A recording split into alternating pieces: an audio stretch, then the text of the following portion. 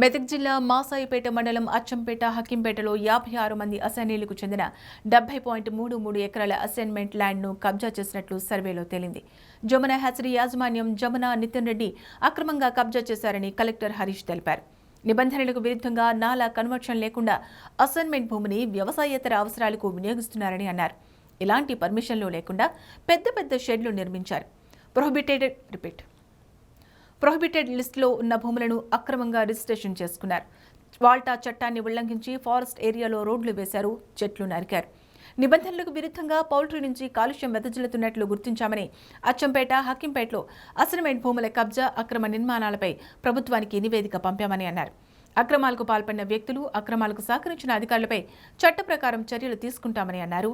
బాధిత అసైనీయులకు న్యాయం చేసేలా ప్రభుత్వానికి నివేదిక పంపుతామని అన్నారు. తర్వాత సర్వే నెంబర్ 77 నుంచి 82 సర్వే నెంబర్ మధ్యలో. ఇంతేకాకుండా ఇంకొక విషయం ఏంటంటే, మేము సర్వేకి ఆ రోజు వచ్చినప్పుడు కొందరు ఉన్నారు, మీరు కూడా ఆ రోజు ఇంకా మరికొందరు గ్రామస్తులు వచ్చారు. అంటే ఈ 56 మంది అసైనీస్ కాకుండా ఇక్కడ యాక్చువల్గా ఒరిజినల్గా 579 ఎకరాల అసైన్మెంట్ జరిగింది ఈ ఏరియాలో. 579 దాంట్లో ఇంకా సుమారుగా ఇంకొక 200-300 ఎకరాలకు సంబంధించిన అసైనీస్ కూడా వచ్చి కంప్లైంట్ ఇవ్వడం జరిగింది. మావి కూడా భూములు అడ్డుకుంటున్నారు, రోడ్లు వేయడం వల్ల యాక్సెస్ ఉండడం లేదని అది రిప్రజెంటేషన్ ఇచ్చారు. అఫ్కోర్స్ అది ఇంకా మేము ఎంక్వైరీ చేయాల్సి ఉంటుంది.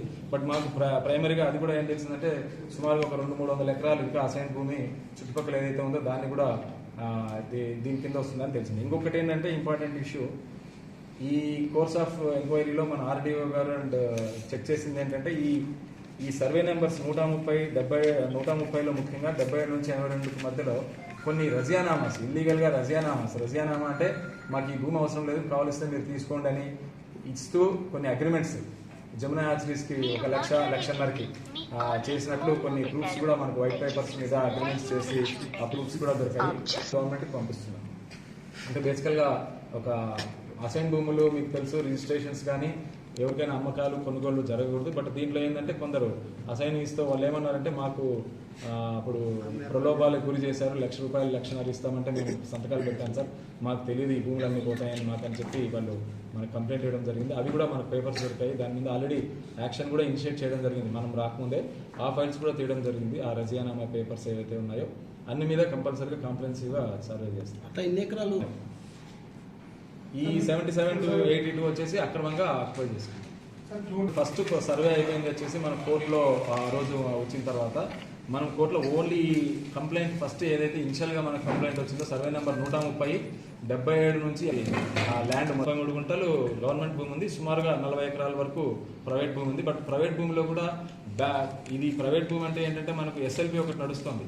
ఈ సీలింగ్ 579 ఎకరాలే కాకుండా 231 ఎకరాలు ఇంకొక సీలింగ్ డిక్లేర్ అయింది దీంట్లో. అది మనం కొట్లాడుతున్నాం. ఇప్పుడు ఎస్ఎల్పి నడుస్తుంది. అది ఆ ఎస్ఎల్పిలో ఉన్నటువంటి కొన్ని భూములు ఆ ప్రైవేట్ భూముల్లో ఉన్నాయి. అది కూడా మనకు జేసీ గారు ఒక ఆర్డర్ ఇచ్చారు. 2017లో జేసీ గారు ఆర్డర్లో కొన్ని అసైన్ భూములు ఈ 231 ఏవైతే సర్వే నెంబర్స్ ఉన్నాయో ఆ సర్వే నెంబర్స్ మీద కూడా ఆయన ఒక ఆర్డర్ ఇవ్వడం జరిగింది. దాన్ని బేస్ చేసుకుని కొన్ని రిజిస్ట్రేషన్స్ చేసుకున్నారు.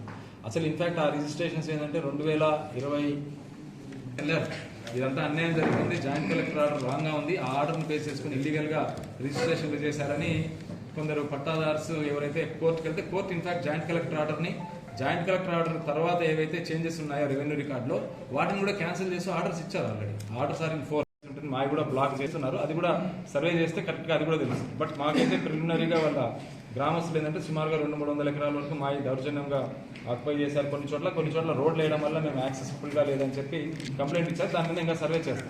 వారు దీంట్లో రోడ్లు వేశారు. అసైన్ భూముల్లో రోడ్లు వేయడం జరిగింది. ఆ రోడ్లు వేసినప్పుడు అక్కడ మీరు చూస్తుంటారు, ఆ కనోపీ చూస్తే బాగా థిక్గా ప్లాంట్స్ ఉన్నాయి.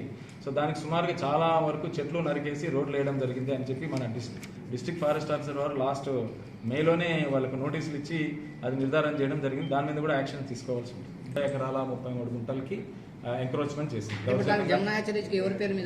మన జమున గారి పేరు మీద అండ్ నితిన్ రెడ్డి పేరు మీద ఉంది. జమున గారి పేరు మీద చేశారు. రిజిస్ట్రేషన్ 2018-19 టైంలో చేసుకున్నారు.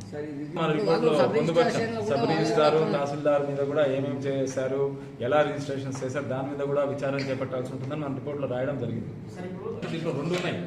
ఒకటి షెడ్స్ ఇల్లీగల్గా కట్టుకుని తొందరగా పంపించామంటే ఎవరైనా మంత్రి గారి లెవెల్లో కానీ ఎమ్మెల్యే గారి లెవెల్లో ఉంటే ఇమీడియట్గా జరిగాయి. ఇది కన్స్ట్రక్షన్స్ ఇల్లీగల్గా జరుగుతుంటే పర్మిషన్స్ లేకుండా చూడనట్టున్నారు, లేకుండా పెద్ద పెద్దవి కట్టారు. వాటి మీద కూడా ఇల్లీగల్గా అధికార యంత్రాంగం కూడా చూసి 130లో రిజిస్ట్రేషన్ అన్ని కూడా మనకు ప్రొహిబిటెడ్ ప్రాపర్టీస్లో ఉంది.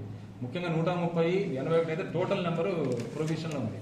కూడా ఏమైనా ఇన్వాల్వ్మెంట్ ఉంటే ఖచ్చితంగా యాక్షన్ ప్రపోజ్ చేయడం జరిగింది. బట్ అది పట్టాభూమి కాదు, అది గవర్నమెంట్ అసైన్ భూమి.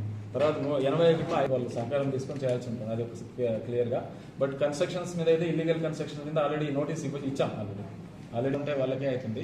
ఇంకా ఏమైనా ఉంటే కూడా మనం విల్ టేకప్. అక్కడ మొత్తం పొల్యూషన్ క్రియేట్ చేస్తున్నారు, మాకు దుర్గంధం భరించలేకున్నాము, నైట్ టైమ్స్ ప్రాబ్లం అవుతుంది, మొత్తం ఆరోగ్యం చెడిపోతుందంటే మన పొల్యూషన్ కంట్రోల్ బోర్డు వాళ్ళకి చెప్పడం జరిగింది. పొల్యూషన్ కంట్రోల్ బోర్డు వాళ్ళు కూడా మన శనివారం రోజు రిపోర్ట్ ఇవ్వడం జరిగింది. ఈ పౌల్ట్రీ నుంచి తీసిందంతా యాక్చువల్గా ఒకవేళ నేను చెప్పేది ఏంటంటే ఒకవేళ లీగల్గా ఇండస్ట్రీ అయితే ఇది ఫస్ట్ ఆఫ్ ఆల్ పర్మిషన్స్ లేవు. ఒకవేళ అజ్యూమింగ్ ఒకవేళ పర్మిషన్స్ వచ్చిన తర్వాత ఇదంతా ఈ వేస్ట్ అంతా డంప్ చేసేదానికి ఒక ప్రొసీజర్ ఉంటుంది. వాళ్ళ ఓన్ ఎస్టీపీ కట్టుకోవడం కానీ వాట్ ఎవర్ పీసీబీ వాళ్ళ నామ్స్ ఉంటాయి, దాని ప్రకారం చేయకుండా బయట అసైన్డ్ భూమి ఏదైతే ఆక్యుపై చేసుకున్నారో సర్వే నెంబర్ 97లో దాంట్లో మొత్తం డంప్ చేయడం జరుగుతుంది. దాని పక్కనే ఎల్క చెరువు వాళ్ళ ఒక చెరువు ఉంది, పక్కనే హల్దీబాగ్ ఉంది. సో ఈ వేస్ట్ అంతా జస్ట్ 300-400 మీటర్ల దూరంలో ఉన్నప్పుడు ఇది చేయకూడదని చెప్తున్నారు. నెంబర్ 1. నెంబర్ 2, వాటర్ యాక్ట్ 1974 ప్రకారము పీసీబీ వాళ్ళ పర్మిషన్ కంపల్సరీగా తీసుకోవాల్సి ఉంటుంది. ఈ పీసీబీ గారు రిపోర్ట్ ఇచ్చారు, మా దగ్గర ఎటువంటి పర్మిషన్స్ తీసుకోలేదని, కాబట్టి మేము షోకాస్ నోటీస్ ఇవ్వడం జరుగుతుంది డిటీసీపీ వారికి కానీ. అది కూడా ఒక మేజర్ డీవియేషన్స్ ఉన్నాయి దీంట్లో, వాటికి కూడా పర్మిషన్స్ లేవని చెప్పింది.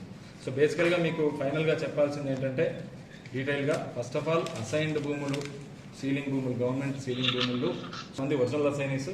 ఇప్పుడు వాళ్ళ లీగల్ ఎయిడ్స్ అందరూ చూస్తూ దాదాపు ఒక 150-200 మంది ఆ రోజు మేము వచ్చినప్పుడు మేము రోడ్డు మీద పడ్డాము. మా ల్యాండ్స్ దౌర్జన్యంగా తీసుకున్నారు, మా ల్యాండ్స్ మాకు ఇప్పిమని చెప్పినది ఏదైతే ఉందో అది నిజమని నిర్ధారించి ఒకటి గవర్నమెంట్కి రిపోర్ట్ పంపించడం జరుగుతుంది. నెంబర్ 1. నెంబర్ 2 ఏంటంటే దీంట్లో కొన్ని అక్రమంగా రిజిస్ట్రేషన్స్ చేయడం జరిగింది. సుమారుగా 81 సర్వే నెంబర్ అసైన్ భూమి ఉంది ఏదైతే ఉందో దాంట్లో 5 ఎకరాలు చిల్లర, ఇంకొకటి 130 సర్వే నెంబర్లో 3 ఎకరాలు రిజిస్ట్రేషన్స్ చేయడం జరిగింది. అది డీటెయిల్గా స్టడీ చేస్తే అది ఇల్లీగల్గా రిజిస్ట్రేషన్స్ చేయడం అనేది జరిగింది. కాబట్టి ఫస్ట్ అసైన్ భూముల మీద section 3, section 4 prohibition of transfer act 1977 కింద యాక్షన్ తీసుకోవాల్సి ఉంటుంది అన్ని చెక్ చేసిన మీదట. నెంబర్ 1. నెంబర్ 2, దానిలోనే సెక్షన్ 7 ప్రకారము క్రిమినల్ చర్యలు కూడా చేపట్టాల్సి ఉంటుంది అసైన్ భూముల మీద. నెక్స్ట్ వచ్చేసి ఏవైతే రిజిస్ట్రేషన్స్ ఇల్లీగల్గా చేశారో గవర్నమెంట్ అసైన్డ్ భూముల మీద ఆ రిజిస్ట్రేషన్స్ క్యాన్సిలేషన్ కూడా చర్యలు చేపట్టాల్సి ఉంటుందని గవర్నమెంట్కి రిక్వెస్ట్ చేసి ఇన్స్ట్రక్షన్స్ గురించి పంపించడం జరుగుతుంది. 3 ఇల్లీగల్గా ఏవైతే మొత్తం షెడ్స్, పెద్ద షెడ్స్ కానీ ఇదంతా మొత్తం ఏంటంటే అగ్రికల్చర్ భూమిని మొత్తం దాన్ని కాంటూర్ని కానీ ఇదంతా చేంజ్ చేసి రోడ్లు వేయడం, పెద్ద షెడ్స్ వేయడం ఇవన్నీ చేశారు. అవన్నిటి మీద కూడా చర్యలు తీసుకొని అసైన్ భూములు ఎవరికైతే ఒరిజినల్ అసైనీస్ కానీ వాళ్ళ లీగల్ ఎయిడ్స్ ఉన్నారో వాళ్ళకి ఇప్పియాల్సింది వాళ్ళ రిక్వెస్ట్ మేరకు వాళ్ళకి ఇవ్వాల్సి ఉంటుంది. కాబట్టి దాని మీద కూడా రిక్వెస్ట్తో మనం గవర్నమెంట్కి రిపోర్ట్ పంపించడం జరుగుతుంది. నుంచి సీప్ అవుతుంది నియర్ బై ట్యాంక్కి. అట్లనే హల్దీబాగ్ ఏదైతే హల్దీబాగ్ ఉందో మనకు one of the major reservoir ఈ ఏరియాలో, ఆ రిజర్వాయర్ కూడా పొల్యూషన్ సీప్ అయ్యే అవకాశం ఉండడం వల్ల అది కూడా పీసీబీ వాళ్ళు కూడా నోటీస్ ఇనిషియేట్ చేసి యాక్షన్ తీసుకుందాము అని వాళ్ళు రికమెండ్ చేయడం జరిగింది పీసీబీ. ఇవన్నీ రిపోర్ట్స్ మనం గవర్నమెంట్కి పంపించడం జరుగుతుంది. బుక్ అని ఉంటుంది. ఇప్పటికి కూడా అది యాక్చువల్గా పిఓబిలో ఉంది, అంటే ప్రొహిబిషన్లో ఉంది రిజిస్ట్రేషన్. ఎప్పటి నుండి 2010 నోటిఫికేషన్ అప్పటి నుండి ఇప్పటి వరకు నోటిఫికేషన్లో ఉంది. ఇన్ఫాక్ట్ గవర్నమెంట్ కూడా ఇది బ్యాన్ లిస్ట్లో పెట్టింది. సో ఈ 2 సర్వే నెంబర్స్ మీద రిజిస్ట్రేషన్స్ జరిగాయి. రిజిస్ట్రేషన్స్ ఎలా జరిగాయి? జమునా హ్యాచరీస్ వాళ్ళకి రిజిస్ట్రేషన్ చేయడం చూసాము. ఆ రిజిస్ట్రేషన్ టోటల్గా ఐ థింక్ ఇన్ఫ్లుయెన్స్కి గురై చేసి బలవంతంగా రిజిస్ట్రేషన్ జరిగినట్లు ప్రిలిమినరీగా గమనించడం జరిగింది. ఇది section 22A of registration act కూడా వ్యతిరేకము. సో దీన్ని section rule 243 of stamps registration యాక్ట్లో ఈ సేల్ డీడ్స్ కూడా క్యాన్సిల్ చేయాల్సిన అవసరం ఉంది. ఎందుకంటే ఇది గవర్నమెంట్ ల్యాండ్, అసైన్ ల్యాండ్ కాబట్టి అసైన్ ల్యాండ్, గవర్నమెంట్ ల్యాండ్స్ మీద కలెక్టరు ఐజీకి డీనోటిఫికేషన్ ప్రపోజల్ పంపించకుండా చేయడం జరిగింది. ఈ రిజిస్ట్రేషన్ డాక్యుమెంట్స్ మేము చెక్ చేసాము డీటెయిల్గా, సబ్ రిజిస్టర్ ఆఫీస్లో చెక్ చేసాము, తహసీల్దార్ కలెక్టర్ ఆఫీస్లో చెక్ చేసాము. డీనోటిఫికేషన్ ప్రపోజల్ లేదు, రికమెండేషన్ లేదు, అవి లేకుండా రిజిస్ట్రేషన్ చేయడం జరిగింది. సర్వే నెంబర్ 81లో, సర్వే నెంబర్ 130లో. ఇంతేకాకుండా ఈ సీలింగ్ భూములు ఏవైతే ఉన్నాయో ఈ దౌర్జన్యంగా ఆక్యుపై చేశారని చెప్పడం జరిగింది. పెద్ద షెడ్స్, ఇన్ఫాక్ట్ సర్వే నెంబర్ 130లో మీకు మ్యాప్స్ ఇస్తారు మా వాళ్ళు. నెక్స్ట్ సర్వే నెంబర్ 130లో పెద్ద పౌల్ట్రీ షెడ్స్ కట్టడం జరిగింది.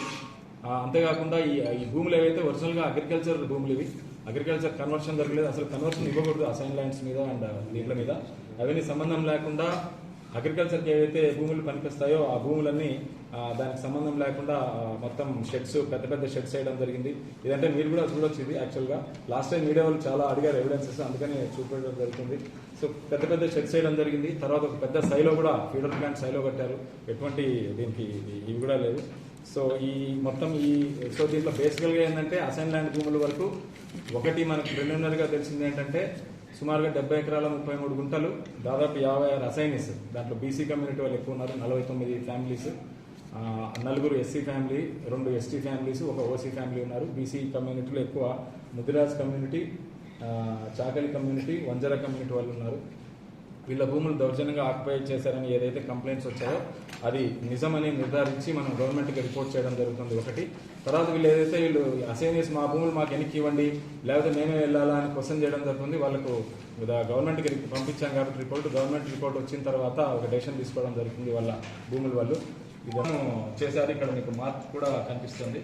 సో ఇదొక పాయింట్, మెయిన్ పాయింట్. రెండో పాయింట్ ఏంటంటే దీంట్లో పర్మిషన్స్ కూడా లేవు. ఏవైతే షెడ్స్ కానీ ఒకటి అసైన్ భూములు మీద కట్టడం జరిగింది. రెండోది ఏంటంటే దీంట్లో ఎటువంటి పర్మిషన్స్ కూడా లేవు.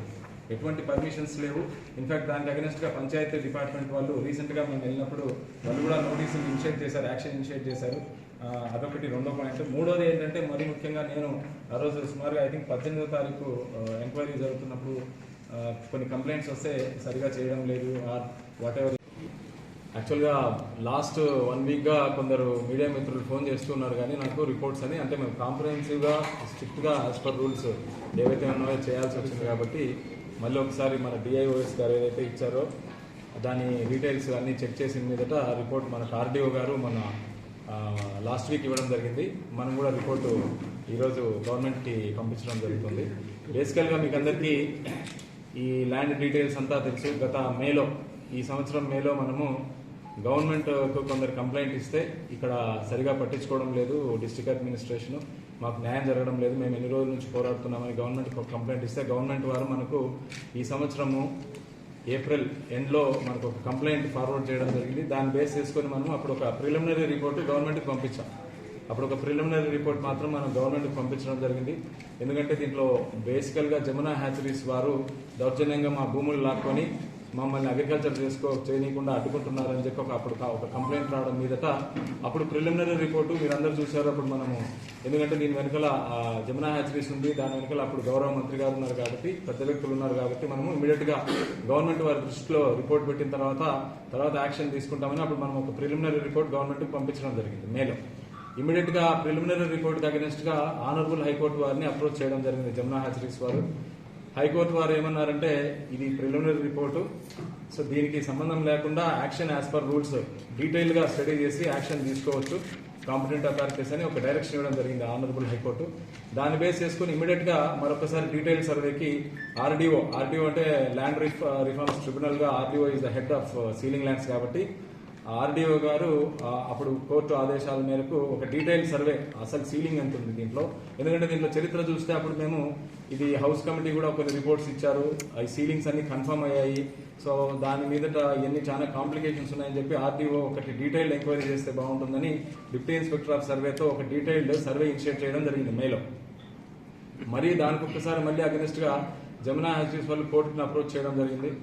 బట్ ఈ కోర్టు మళ్ళీ రెండోసారి ఏమైందంటే అసలు ప్రతిసారి కోర్టుకు రావాల్సిన అవసరం లేదు, ఎందుకు వస్తున్నారు ప్రతిసారి, డీటెయిల్ సర్వే జరగాల్సిందే, జరిగిన తర్వాత యాక్షన్ తీసుకోవచ్చు అన్నట్లు ఇంటర్మ్ ఆర్డర్స్ ఇవ్వడం జరిగింది. ఇంకా హైకోర్టు ఆర్డర్ ఇంకా పెండింగ్ ఇంటర్మ్ ఆర్డర్స్ దాన్ని బేస్ చేసి, బట్ కోవిడ్ దృష్ట్యా కోవిడ్ తగ్గిన తర్వాత లాక్డౌన్ జరిగిన తర్వాత మనకు సర్వే చేసుకోవచ్చు అని చెప్పడం జరిగింది కోర్టు వారు.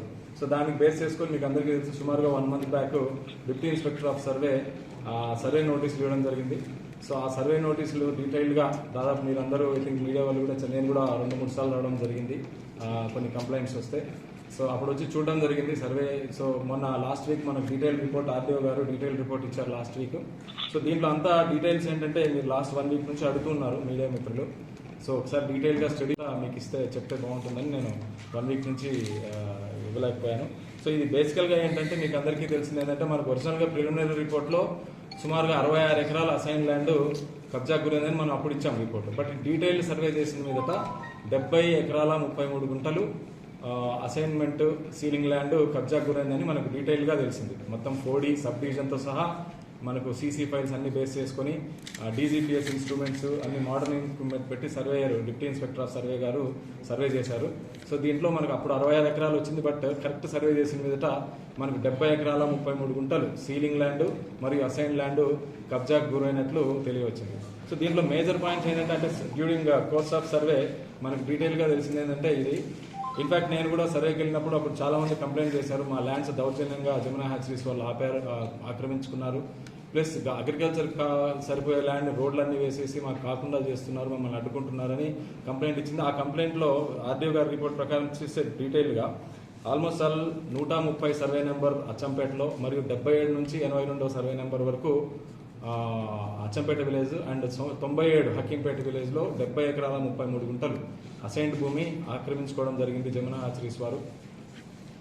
ఈ ఆక్రమణ కూడా చాలా డీటెయిల్గా స్టడీ చేస్తే దీంట్లో చాలా విషయాలు బయటపడ్డాయి. ఒకటి వచ్చేసి దౌర్జన్యంగా ఏదైతే ఆక్యుపై చేసుకొని మాకు అగ్రికల్చర్ భూమి కాకుండా చేస్తున్నారని ఒక కంప్లైంట్ వచ్చిందో సుమారుగా ఒరిజినల్గా చూస్తే 56 మంది అసైన్మెంట్ ఫ్యామిలీలు ఉన్నాయి. బై అండ్ లార్జ్ ఎక్కువ మంది బీసీ కులానికి చెందిన ముదిరాజు, వంజర, చాకలి ఫ్యామిలీస్ వాళ్ళు, అంతేకాకుండా ఎస్సీ కులానికి చెందిన వాళ్ళు, ఎస్టీ కులానికి చెందిన వాళ్ళు ఒకరు, ఓసీ కులానికి చెంది ఒకరు ఉన్నారు. సో ఈ ఫ్యామిలీస్ అన్ని సుమారుగా 56 మంది అసైనీస్. ఇప్పుడు ఇన్ఫాక్ట్ 56 మంది అసైనీస్లో కొందరు లీగల్ ఎయిడ్స్ ఉన్నారు. సుమారుగా 150 మంది కుటుంబాల వరకు ఈ అసైన్ ల్యాండ్ మీద ఆధారపడే వాళ్ళు ఎవరైతే ఉన్నారో వాళ్ళు ఇన్ఫాక్ట్ 2 సార్లు నేను వెళ్ళినప్పుడు కూడా కొద్దిగా అడ్డుకోవడం జరిగింది. కలెక్టర్ ఆఫీస్కి కూడా రావడం జరిగింది. సర్వే ఎన్ని రోజులు చేస్తారు, మా భూములు మాకు తిరిగి ఇప్పియండి, మా భూములు ఏవైతే మాకు గవర్నమెంట్ అసైన్మెంట్ చేసిందో రూల్స్ ప్రకారం అది మాకు కాకుండా చేస్తున్నారు కాబట్టి మా భూములు మాకు ఇప్పియాలని ఇన్ఫాక్ట్ నన్ను కూడా ఆ రోజు వచ్చినప్పుడు అడగడం జరిగింది. ఇప్పుడు మన ఇన్ఫాక్ట్ కలెక్టర్ ఆఫీస్కి కూడా వస్తే నేను వాళ్ళందరికీ చెప్పడం జరిగింది, ఇట్లా మీరు భయపడాల్సిన అవసరం లేదు, సర్వే చేసిన మీదట గవర్నమెంట్ వారి దృష్టిలో పెట్టి ఒక డెసిషన్ తీసుకోవడం చెప్పడం జరిగింది. కాబట్టి ఎవరైతే ఈ బీసీ కులానికి చెందిన ముదిరాజు కానీ, చాకలి కానీ, వంజర కమ్యూనిటీకి సంబంధించిన ఎస్సీ ఎస్టీకి సంబంధించిన వాళ్లకు ఏవైతే మనం ఇప్పుడు ఈ ఫైండింగ్స్లో దాదాపు 70 ఎకరాల 33 గుంటలు సీలింగ్ ల్యాండ్, అసైన్ ల్యాండ్ దౌర్జన్యంగా ఆక్రమించుకున్నట్లు రిపోర్ట్ ఇచ్చారు మన ఆర్డీఓ గారు. అదొకటి. నెంబర్ 2, దీంట్లో ఇంకొక విశేషం ఏంటంటే దీంట్లో కొన్ని రిజిస్ట్రేషన్స్ కూడా అయ్యాయి. సర్వే నెంబర్ 81లో ఒక 5 ఎకరాల వరకు, సర్వే నెంబర్ 130లో ఒక 3 ఎకరాల వరకు. సో మేము డీటెయిల్గా స్టడీ చేస్తే ఇవేంటంటే ఇవి ఒరిజినల్గా కార్డు డేటా అని మనకు